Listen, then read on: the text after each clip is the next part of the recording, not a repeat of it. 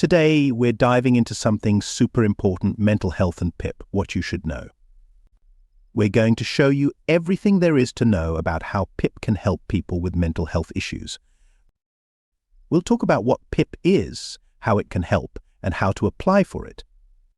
If you have questions about mental health and how PIP can offer support, stick around because this is for you.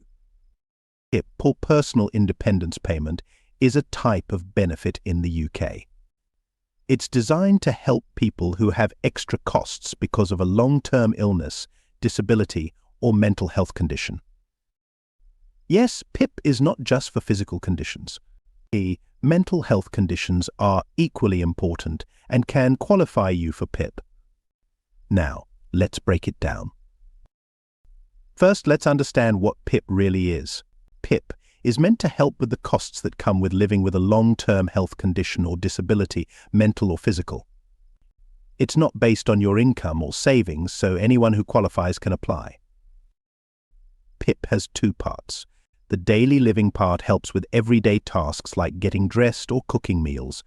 The mobility part helps if you need help moving around. Depending on how your condition affects you, you can get one or both parts. Now, you might be wondering how mental health fits into this. Well, mental health conditions can affect your daily life in many ways.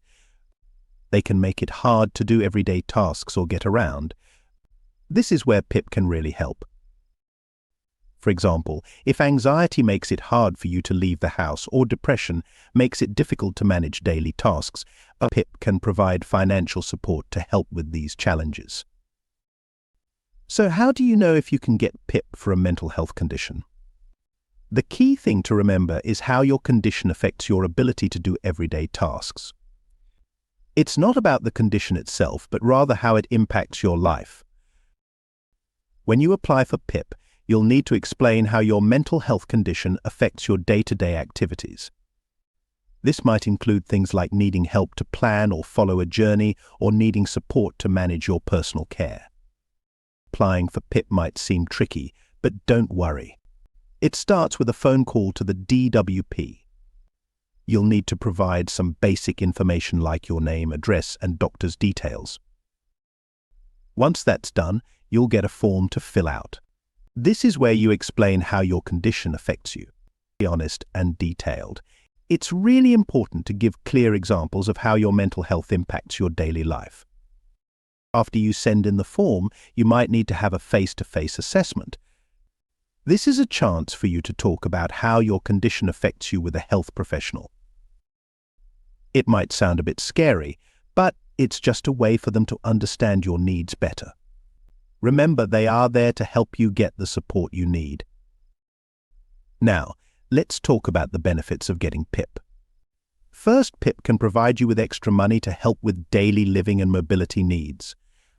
This can make a big difference, especially if your mental health condition makes it hard to work or manage everyday tasks.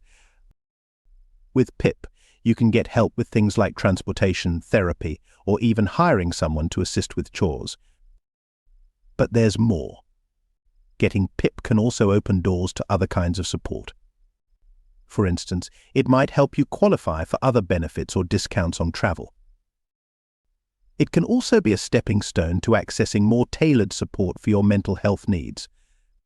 PIP is not just about money, it's about helping you live a more independent and fulfilling life. However, it's important to keep in mind that getting PIP is not automatic. Your application needs to clearly show how your mental health condition affects you. It's also worth noting that sometimes applications are denied. If this happens, you have the right to appeal. Don't be discouraged. Many people find success when they appeal, especially with more evidence or support from a healthcare professional. So, what should you take away from this? If you have a mental health condition and it